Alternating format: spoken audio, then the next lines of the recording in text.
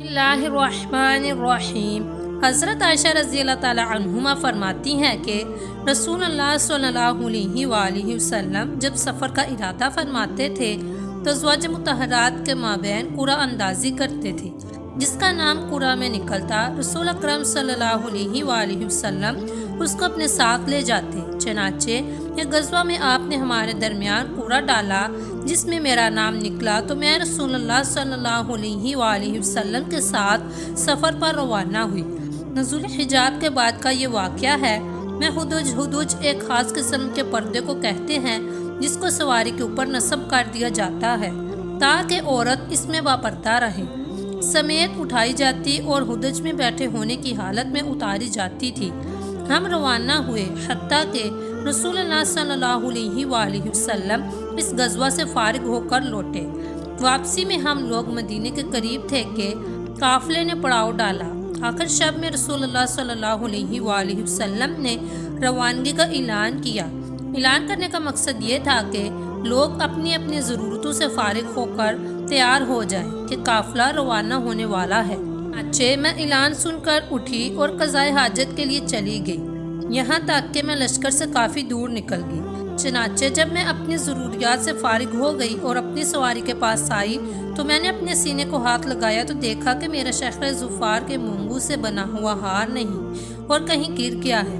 میں اپنے ہار کو تلاش کرنے کے لیے واپس گئی۔ ادھر ہار کی تلاش میں مجھے دیر ہو گئی اور ادھر ان لوگوں نے جو مجھے سوار کیا کرتے تھے میرے ہدوج کو اٹھایا اور میری سواری کے اونٹ پر رکھ دیا۔ وہ یہ سمجھ رہے تھے کہ میں ہدوج کے اندر موجود ہوں، کیونکہ اس زمانے میں عورتیں دبلی پتلی ہوا کرتی تھی اور موٹی اور باری نہیں ہوتی تھی، چونکہ غذا معمولی کھاتی تھی اور حضرت عائشہ رضی اللہ تعالی عنہما بھی ایسی ہی تھی۔ اس لیے ہدوج کو اٹھاتے ہوئے لوگوں کو ان کے ہلکے پن کے پیش نظر اس بات کا احساس ہی نہ ہوا کہ ہدوج خالی ہے۔ نیز اس وقت میں کم عمر بھی تھی۔ الغرض لوگوں نے اونٹ کو ہنکا اور روانہ ہو گئے۔ میں نے اپنا ہار روانگی کے بعد پا لیا۔ جب میں پڑاؤ کی جگہ پر آئی تو وہاں دائی تھا نہ مجیب، یعنی سب لوگ جا چکے تھے اور ان میں سے کوئی بھی باقی نہ رہا تھا۔ میں نے اس خیال سے اپنی پرانی جگہ میں ہی بیٹھنے کا ارادہ کر لیا کہ وہ لوگ جب مجھے قافلے میں نہیں پائیں گے تو تلاش کرنے کے لیے اسی جگہ پر واپس آ جائیں گے۔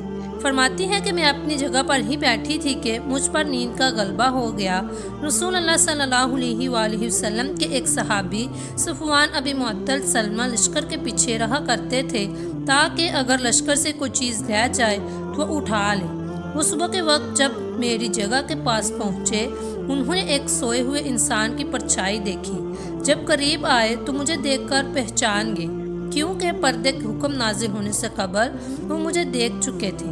جو ہی انہوں نے مجھے دیکھا تو انا للہ و انا الیہ راجعون پڑھا۔ ان کا یہ کلمہ پڑھنے سے میں بیدار ہوئی اور نہ کلمے کے علاوہ میں نے کوئی کلمہ ان سے سنا۔ وہ سواری سے اترے، اپنی سواری کو بٹھایا اور اس کی انگلی ٹانگ کو دبایا تاکہ مجھے سوار ہونے میں آسانی ہو۔ میں اٹھ کر سوار ہو گئی۔ چنانچہ وہ سواری کو آگے سے کھینچتے ہوئے روانہ ہو گئے حتیٰ کہ ہم کڑکتی دوپہر ہی لشکر کے پاس آئے۔ اس وقت لشکر نے ایک جگہ پر پڑاؤ ڈالا ہوا تھا۔ بس میرے متعلق جس کو ہلاک ہونا تھا وہ ہلاک ہوا، اور جس شخص نے تہمت لگانے میں بڑا حصہ لیا وہ عبداللہ ابن ابی بن سلول تھا۔ حضرت عائشہ رضی اللہ تعالی عنہما فرماتی ہیں کہ پھر ہم مدینہ طیبہ آ گئے۔ مدینہ طیبہ پہنچنے کے بعد میں ایک ماہ تک بیمار رہی۔ لوگوں نے اصحاب افق کے قول کو موضوع سخن بنا لیا تھا اور جگہ جگہ اس کے تذکرے ہو رہے تھے، تاہم مجھے اس سلسلے میں کوئی علم نہیں تھا۔ البتہ بیماری کے دنوں میں مجھے یہ بات شک میں ڈالتی تھی کہ رسول اللہ صلی اللہ علیہ وآلہ وسلم کا وہ لطف کرم اپنے ساتھ نہیں دیکھتی تھی جو بیماری کے وقت پہلے دیکھا کرتی تھی۔ صرف اتنا تھا کہ رسول اللہ صلی اللہ علیہ وآلہ وسلم میرے پاس تشریف لاتے، سلام کرتے اور پوچھ لیتے کہ کیا حال ہے اور پھر واپس تشریف لے جاتے۔ بس رسول اکرم صلی اللہ علیہ وآلہ وسلم کے صرف اس طرز عمل سے مجھے قدر شک ہوتا، لیکن شک کی بات کا مجھے کوئی علم نہیں تھا۔ جب بیماری کی شدت میں کمی ہوئی اور میں کچھ صحت مند ہوئی تو اس وقت میں حضرت ام مصطحیٰ کے ساتھ مناسک قضائے حاجت کی جگہ کی طرف نکلی اور ہم قضائے حاجت کے لیے صرف رات کو نکلتے تھے۔ یہ اس وقت کی بات ہے کہ جب گھروں کے قریب بیت الخلاء بنانے کا رواج نہیں تھا۔ گھروں کے قریب بیت الخلاء بنانے سے ہمیں تکلیف ہوتی تھی، چنانچہ میں اور ام مصطحیٰ نکلی۔ جب قضائے حاجت سے فارغ ہو کر گھر کی طرف آ رہی تھی کہ ام مصطحیٰ اپنی بڑی چادر میں الجھ کر گر پڑی تو بولی، تو مصطحیٰ ہلاک ہو۔ میں نے ام مصطحیٰ سے کہا، تم نے بہت برا جملہ کہہ دیا، کیا تم ایسے آدمی کو برا بلا کہہ رہی ہو جو بدر میں شریک ہوا ہے؟ اس پر ام مصطحیٰ نے کہا، اے بولی، تو نے نہیں سنا کہ مصطحیٰ کیا کہتا پھرتا ہے؟ میں نے پوچھا، وہ کیا کہتا ہے؟ تب انہوں نے تہمت لگانے والوں کی بات مجھ سے بیان کی، جس سے میرا مرض اور بڑھ گیا۔ جب میں گھر لوٹ آئی تو رسول اللہ صلی اللہ علیہ وآلہ وسلم میرے پاس آئے اور سلام کرنے کے بعد آپ نے فرمایا، آپ کی طبیعت کیسی ہے؟ میں نے آپ سے عرض کیا کہ آپ مجھے میرے والدین کے ہاں جانے کی اجازت دیں گے؟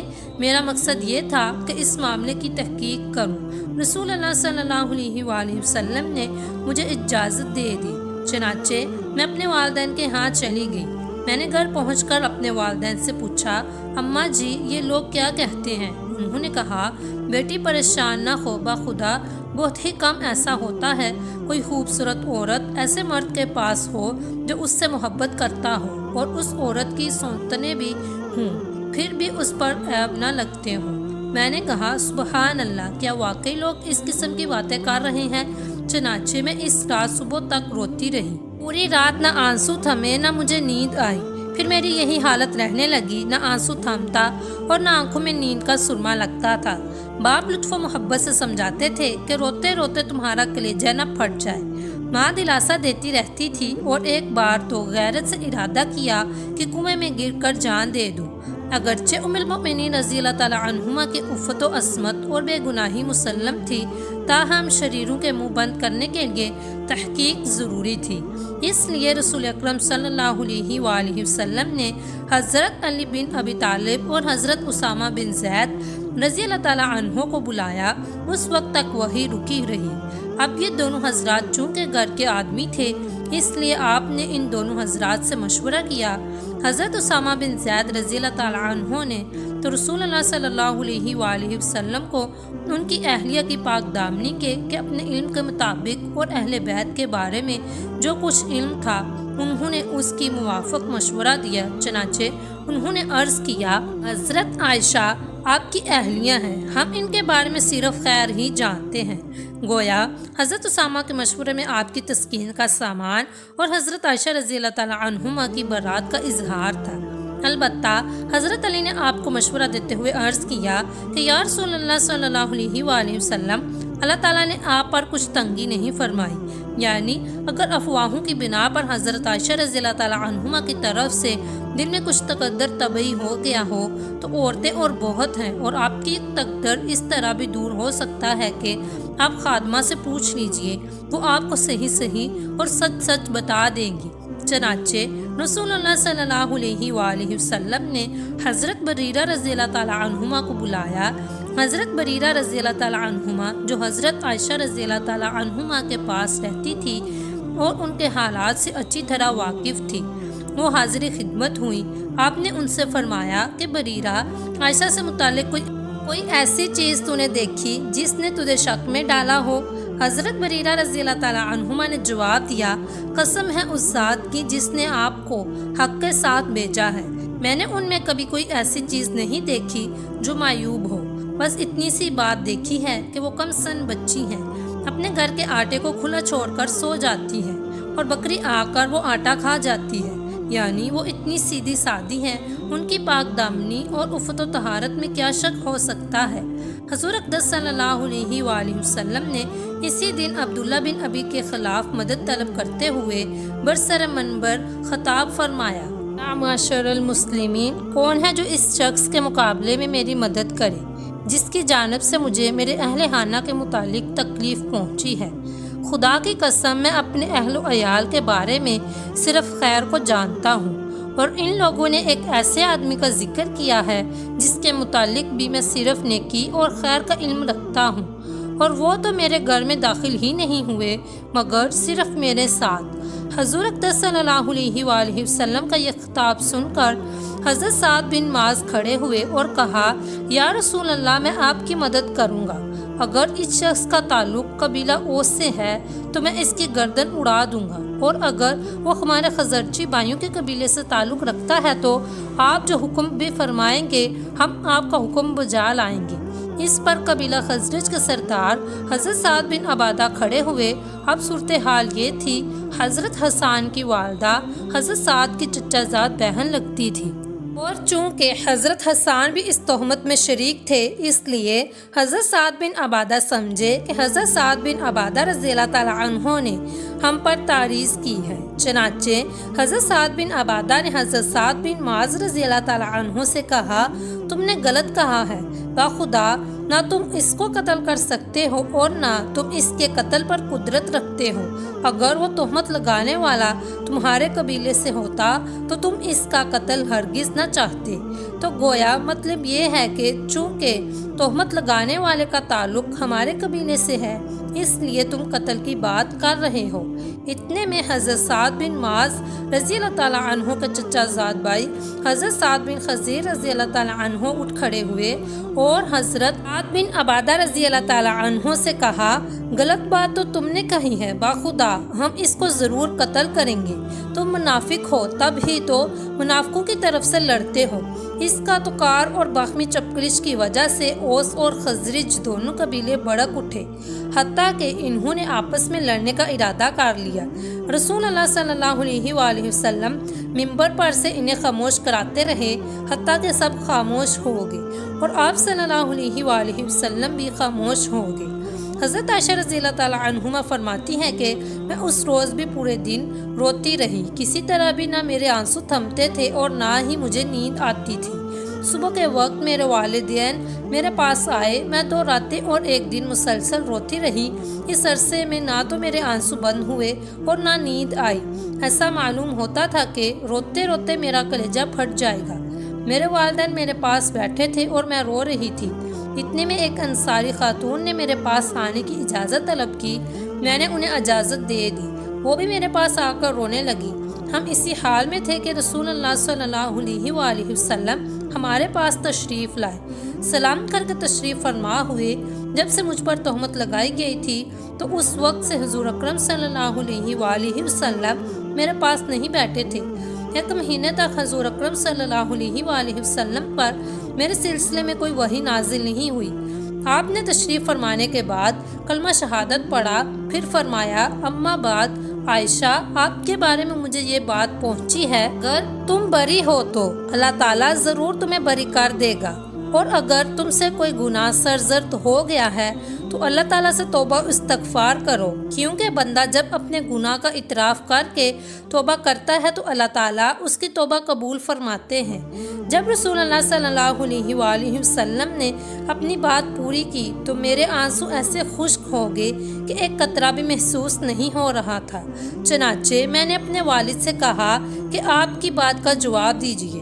انہوں نے کہا، باخدا میں نہیں جانتا کہ رسول اللہ صلی اللہ علیہ وآلہ وسلم سے کیا کہوں۔ پھر میں نے اپنی والدہ سے کہا، آپ جواب دیجیے۔ انہوں نے بھی معذرت کرتے ہوئے کہا، میری سمجھ میں نہیں آ رہا کہ میں آپ سے کیا کہوں۔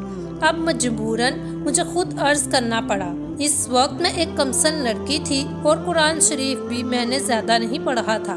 میں نے کہا، باخدا مجھے معلوم ہو گیا کہ آپ لوگوں نے یہ بات سنی، یہاں تک کہ وہ آپ کے دلوں میں بیٹھ گئی، اور آپ نے اس کی ایک حد تک تصدیق بھی کر دی۔ اب اگر میں آپ سے کہوں کہ میں بری ہوں تو آپ لوگ میری تصدیق نہیں کریں گے، اور اگر میں اس تہمت کا اعتراف کر لوں جس سے میرا بری ہونا اللہ تعالیٰ کو خوب معلوم ہے تو آپ لوگ کہیں گے اس نے صحیح بات کہہ دی۔ واللہ اب میں اپنے اور آپ کے معاملے کی کوئی مثال بجزیہ اس کے نہیں پائی جو یوسف علیہ السلام کے والد یعقوب علیہ السلام نے اپنے بیٹوں کو غلط بات سن کر فرمائی تھی کہ اب میں صبر و جمیل ہی کو اختیار کرتی ہوں، اور جو کچھ آپ کہہ رہے ہو اس سلسلے میں اللہ ہی سے مدد طلب ہے۔ یہ کہ حضرت عائشہ رضی اللہ تعالیٰ عنہما اٹھ گئی اور اپنے بستر پر لیٹ گئی۔ فرماتی ہیں کہ مجھے یہ یقین تھا کہ اللہ عز و جل کو میری برات کا علم ہے اور وہ میری برات فرمائیں گے، لیکن خدا کی قسم یہ بات تو میرے وہم و گمان میں بھی نہ تھی کہ اللہ عز و جل میرے معاملے میں وحی نازل فرمائیں گے، کیونکہ میں اپنے آپ کو اس سے کمتر سمجھتی تھی کہ اللہ عز و جل میرے معاملے میں خود کلام فرمائیں۔ ہاں، مجھے یہ امید ضرور تھی کہ رسول اللہ صلی اللہ علیہ وآلہ وسلم کوئی خواب دیکھیں گے جس کے ذریعے اللہ تعالیٰ میری برات کریں گے، بس خدا کی قسم رسول اللہ ابھی اپنی اس مجلس سے نہیں اٹھے تھے اور نہ ہی گھر والوں میں کوئی اٹھا تھا کہ آپ پر وحی نازل ہونے لگی۔ چنانچہ آپ کو اس شدت نے پکڑ لیا جو نزول وحی کے وقت آپ پر طاری ہوتی تھی، یہاں تک کہ آپ کی پیشانی مبارک سے موتیوں کی طرح پسینے کے قطرے گرنے لگے۔ حالانکہ دن سردی کا تھا، یہ اس کلام الہی کی ثقیل کی وجہ سے تھا جو آپ پر نازل کیا گیا۔ حضرت عائشہ رضی اللہ تعالیٰ عنہما فرماتی ہیں کہ رسول اللہ صلی اللہ علیہ وآلہ وسلم سے جب یہ کیفیت دور ہوئی تو آپ مسکرا رہے تھے۔ چنانچہ سب سے پہلے کلمہ جو آپ نے فرمایا وہ یہ تھا، عائشہ، اللہ عز و جل نے تمہاری برات نازل کر دی۔ بس میری والدہ نے مجھ سے کہا کہ حضور اقدس صلی اللہ علیہ وآلہ وسلم کے تعظیم و اکرام کے طور پر کھڑی ہو جاؤ۔ میں نے کہا، خدا کی قسم میں نہیں کھڑی ہوں گی، میں صرف اللہ تعالیٰ ہی کی حمد و شکر بجا لاؤں گی، یعنی میری برات کا اعلان بھی اللہ تعالیٰ نے فرمایا ہے۔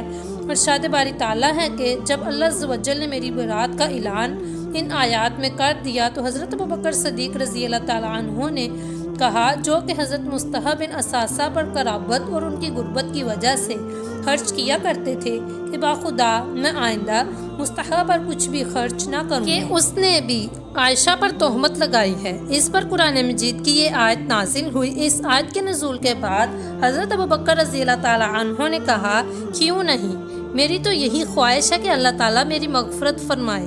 چنانچہ آپ نے حضرت مصطفیٰ کو ان کا خرچہ دوبارہ دینا شروع کر دیا اور کہا، واللہ ان کا یہ نفقہ میں بھی کبھی بد نہیں کروں گا۔ حضرت عائشہ رضی اللہ تعالیٰ عنہما فرماتی ہیں کہ رسول اللہ صلی اللہ علیہ وآلہ وسلم نے میرے معاملے میں حضرت زینب بنت خبش رضی اللہ تعالیٰ عنہ سے بھی دریافت کیا تھا کہ عائشہ رضی اللہ تعالیٰ عنہما کے متعلق تم کیا جانتی ہو؟ تو ام المؤمنین زینب رضی اللہ تعالیٰ عنہما نے کہا تھا، یعنی میں اپنے کانوں کو ایسی فضول بات سننے سے اور اپنی نگاہ کو ناپسندیدہ مناظر دیکھنے سے محفوظ رکھتی ہوں۔ خدا کی قسم مجھے عائشہ رضی اللہ تعالیٰ عنہما کے بارے میں کوئی بات سوائے بلائی اور خیر کے معلوم نہیں۔ حضرت عائشہ رضی اللہ تعالیٰ عنہما فرماتی ہیں کہ ازواج مطہرات میں سے ایک حضرت زینب رضی اللہ تعالیٰ عنہما ہی ایسی تھیں جو میرا مقابلہ حسن و جمال، عقل و ذکارت وغیرہ میں کرتی تھی، لیکن اللہ تعالیٰ نے ورع و تقویٰ کی وجہ سے ان کی حفاظت فرمائی۔ آپ کی شان میں نازل آیات ترجمہ، جن لوگوں نے یہ طوفان برپا کیا ہے وہ تمہارے میں ایک گروہ ہے، تم اس طوفان بندی کو اپنے حق میں برا نہ سمجھو، بلکہ یہ با اختیار انجام کے تمہارے حق میں بہتر ہی بہتر ہے۔ ان میں سے ہر شخص کو جتنا کسی نے کچھ کیا تھا گناہ ہوا، اور ان میں جس نے اس طوفان میں سب سے بڑا حصہ لیا اس کو سخت سزا ہوگی۔ جب تم لوگوں نے بات سنی تھی تو مسلمان مردوں اور مسلمان عورتوں نے اپنے آپس والوں کے ساتھ گمان نے کیوں نہ کیا اور یوں کیوں نہ کہا کہ یہ صریح جھوٹ ہے، یہ لوگ اس پر 4 گواہ کیوں نہ لائے؟ سو جس صورت میں یہ گواہ نہیں لائے تو بس اللہ کے نزدیک یہ جھوٹے ہیں، اور اگر تم پر اللہ تعالیٰ کا کرم و فضل نہ ہوتا دنیا اور آخرت میں تو جس شغل میں تم پڑے تھے اس میں تم پر سخت عذاب واقع ہوتا۔ اگر آپ کو ویڈیو پسند آئی ہو تو ویڈیو کو لائک کریں، شیئر کریں اور چینل کو سبسکرائب کریں۔ شکریہ۔